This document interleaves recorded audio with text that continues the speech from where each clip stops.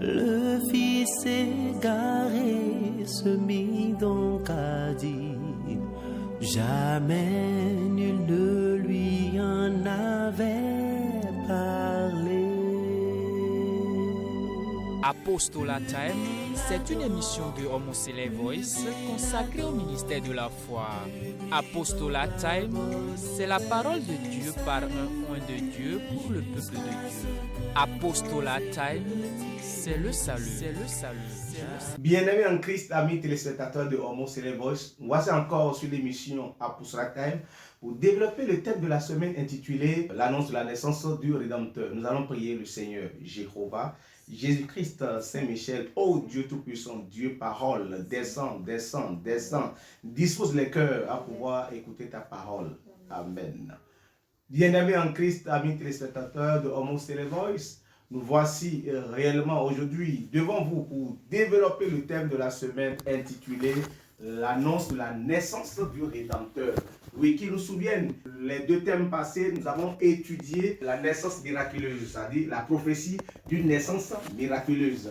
La prophétie d'une naissance miraculeuse. Mais cette fois-ci, le thème vient nous cadrer, vient nous situer, vient nous justifier, vient nous clarifier, vient nous donner une perspicacité de cette naissance-là. Il s'agit maintenant du Rédempteur. Alléluia. Il s'agit du Rédempteur. Et c'est quoi le Rédempteur? Le Rédempteur, ce n'est rien, celui-là qui vient nous racheter, d'accord, à travers le sacrifice pour la rémission de nos péchés et pour nous donner un espoir de vivre éternellement avec notre Dieu. Il s'agit de quoi? Il s'agit de notre Sauveur Jésus-Christ. Ah oui, c'est lui. Mais pourquoi? Pourquoi lui? Pourquoi lui? Parce que l'homme étant continuellement dans le péché, l'homme étant constamment dans le péché, l'homme vit naturellement dans le péché, l'homme est dans un péché universel et il ne peut l'éviter. Il ne peut l'éviter parce que depuis le jardin d'Éden, en Genèse 3,15, et lorsque l'homme a péché, lorsque Adam et Ève ont péché, Dieu nous a lâchés et nous sommes continuellement dans ce péché-là. Donc il faut quoi? Tous les jours que Dieu fait, nous sommes dans le péché. Et l'homme, même ayant la volonté, ne peut pas en aucun cas se situer un Rédempteur lui-même, ne peut pas se sauver parce qu'il est dans le péché. Psaume 106, verset 6. Nous avons péché comme nos pères. Nous avons péché comme nos pères. Nous avons commis l'iniquité. Vous voyez, nous avons commis l'iniquité. Nous avons fait le mal. Nous avons fait le mal. Donc l'homme étant dans un péché continuel en faisant le mal. Ah oui, l'homme a fait le mal et il continue de faire le mal. C'est pourquoi Dieu a dit, ok, c'est comme ça, je vais créer un peuple qui portera mon nom, d'où Israël. Dieu a consacré Israël pour dire, ok, ce peuple portera mon nom. Et en ce moment maintenant, je serai son Dieu. Ils seront mes enfants. Ah oui. Mais c'est pourquoi Dieu a décidé maintenant d'aller sauver le peuple d'Israël. Deutéronome 4, verset 34. Fut-il jamais un Dieu qui essaya de venir prendre à lui une nation? Oui, donc ce Dieu, ce grand Dieu, il a essayé maintenant de venir racheter Israël de la servitude en Égypte, oui. Par des épreuves. Et maintenant, il fait des épreuves. Des signes. Pas des signes. Des miracles, pas et, des miracles et des combats. À main forte et à bras étendus. Et avec des prodiges de terreur. Comme l'a fait pour vous l'Éternel, votre comme Dieu. Comme l'a fait pour nous l'Éternel. Donc, il faut que nous ayons un Rédempteur. Donc, le Dieu lui-même a envoyé Moïse. C'était le Rédempteur matériel. Il était le Rédempteur physique. Il était le Rédempteur terrestre. Il est venu quoi? Sauver Israël. Il est venu racheter Israël de la maison de servitude. Ah oui, Deutéronome 9, verset 26.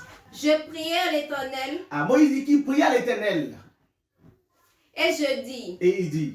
Seigneur éternel. Seigneur éternel. Ne détruis pas ton peuple. Ne détruis pas ton peuple. Ton héritage. Ton héritage. Que tu as racheté de la grandeur. Que tu as racheté de la grandeur. Que tu as fait sortir d'Égypte. Que tu as fait sortir d'Égypte par ta main puissante. Donc Dieu a utilisé une main puissante pour faire sortir l'Égypte. À main étendue, à bras étendus. Il a fait sortir les enfants d'Israël de la maison de servitude. Il les a rachetés. Oui.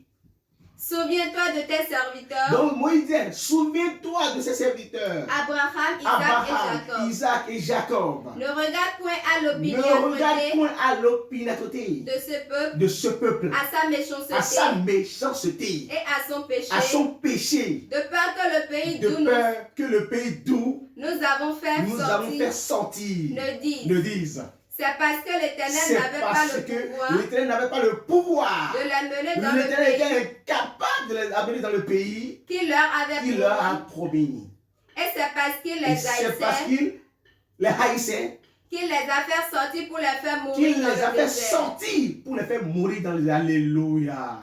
Donc Moïse implorait Dieu, il suppliait Dieu de laisser ce peuple. Parce que malgré tout, malgré ces miracles, des prodiges, le peuple continuait par pécher. Le peuple se végétait dans son péché parce que le péché était universel, naturel, le péché était dans l'homme. C'est pourquoi David dit dans Psaume 51, verset 7, il dit, nous sommes nés dans l'iniquité et notre mère nous a conçus dans le péché. Donc l'homme, même de façon volontaire, ne peut s'échapper de ce péché-là. Il ne peut pas surmonter ce péché. Il faut quoi? Il faut quelqu'un.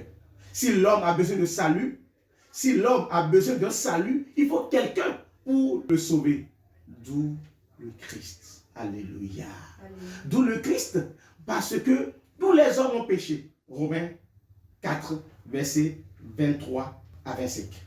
Car tous ont péché et sont privés de la gloire de Dieu. Tous ont péché et sont privés de la gloire de Dieu. Et ils sont gratuitement justifiés par sa grâce. Et maintenant, nous serons gratuitement justifiés par une grâce. Par le moyen de la rédemption. Par le moyen de la rédemption qui est en Jésus-Christ. Donc c'est par ce moyen que nous pourrons être sauvés. Sinon, tous sont péchés. Il n'y a pas même un seul. Ecclésiaste 7, verset 20 dit, il n'y a même pas un seul. Il n'y en a pas, il n'y en aura pas. Puisque toute la terre est dans le péché. Donc, par le moyen de la rédemption qui est en Jésus-Christ, nous serons sauvés. Alléluia. C'est pourquoi l'ange est allé voir Marie. Luc 1, verset 31, 32, 33. L'ange entra chez elle. Et dit, je te salue. Toi à qui une grâce a été faite. Le Seigneur est avec toi. Troublé par cette parole. Marie se demandait ce que pouvait signifier une telle salutation. L'ange lui dit, ne crains point. Marie, car tu as trouvé grâce devant Dieu. Tu as trouvé grâce devant Dieu. Et voici, tu deviendras enceinte et tu enfanteras un fils. Et tu lui donneras le nom de Jésus. Il sera grand et sera appelé fils du Très-Haut. Et le Seigneur Dieu lui donnera le trône de David. Le Seigneur Dieu lui donnera le trône de David pour confirmer la prophétie qu'il a faite à David. Pour concrétiser, pour réaliser cette prophétie-là. Alléluia. La prophétie arrive à son terme. Mais avant que cette prophétie n'arrive à son terme, il faut un balayage. Ah oui, Ésaïe 4, verset 2. Qu'est-ce que Dieu nous dit? Puisque le Rédempteur viendra, notre secours viendra. Les enfants d'Israël ont imploré Dieu. Ils ont crié Dieu. Dieu est venu à leur secours. Ça, c'était quoi? C'était la rédemption matérielle. C'était la rédemption physique. Mais il faut une rédemption morale qui nous amène à un renouvellement spirituel. C'est là le Christ. Mais avant que le Christ n'intervienne, avant qu'il vienne, il faut un travail. Allez-y, oui. En ce temps-là, le germe de l'Éternel aura de la magnificence et de la gloire. Et le fruit du pays aura de l'éclat et de la beauté. Il y aura de l'éclat et de la beauté. Oui.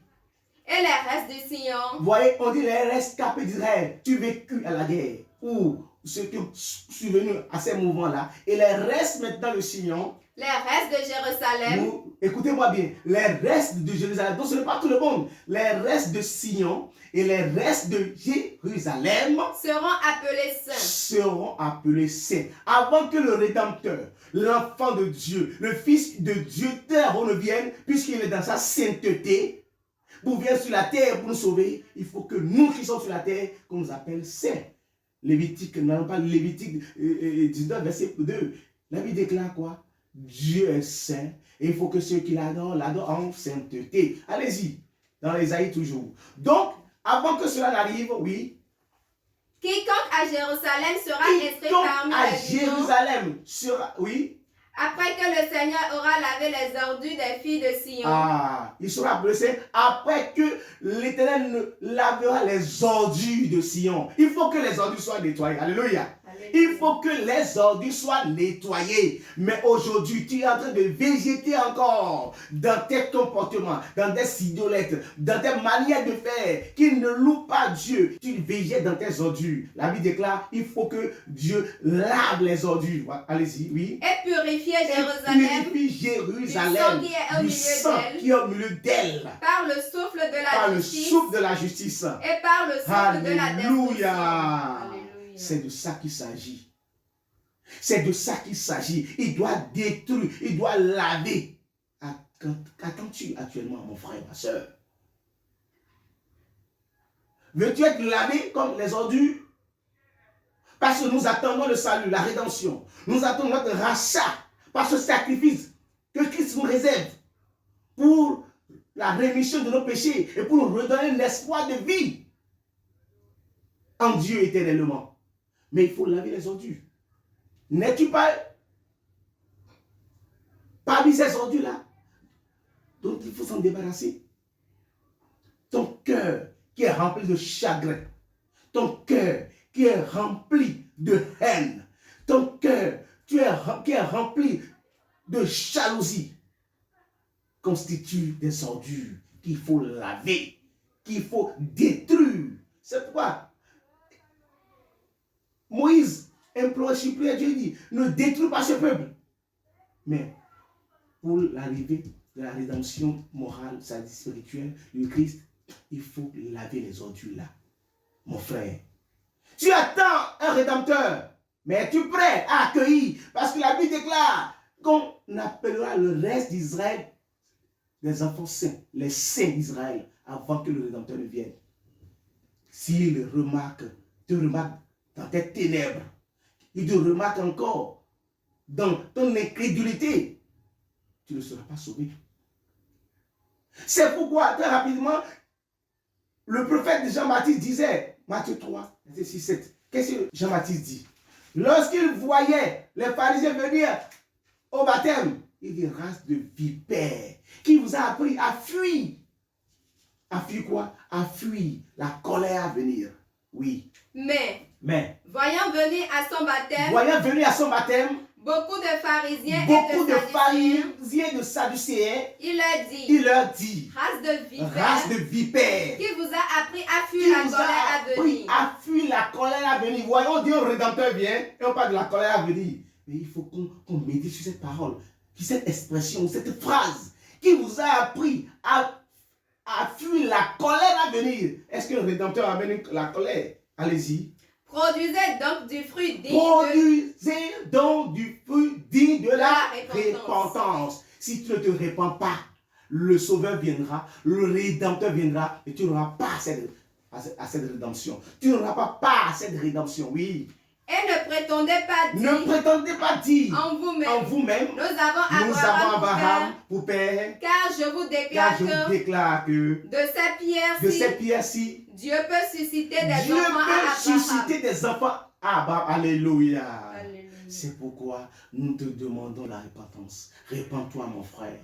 Nous l'avons dit dans le thème passé. Répands-toi, mon frère. Ressaisis-toi. Parce que le Rédempteur est prêt. Il est à côté de toi. Il est près de toi. Il est là pour te sauver. Mais on doit balayer les ordures. Balayer ton cœur. Balayer tes mauvaises pensées. Tes mauvaises manières d'agir envers ton prochain. Balayer cela. Ressaisis-toi. Pour que le Rédempteur vienne te sauver. Sauver. Te donne la rémission de tes péchés pour que tu trouves encore un nouveau espoir de vivre éternellement. Jéhovah, Jésus-Christ, Saint-Michel, ô Dieu Tout-Puissant, nous venons d'écouter ta parole. Grave cela dans notre table de cœur, au nom puissant de Christ. Amen, amen, amen, Seigneur Christ. Alléluia. Le Fils égaré se mit donc à dire, jamais nul ne lui en avait parlé. Apostolat Time, c'est une émission de Homoncele Voice consacrée au ministère de la foi. Apostolat Time, c'est la parole de Dieu par un oint de Dieu pour le peuple de Dieu. Apostolat Time, c'est le salut. C'est le salut.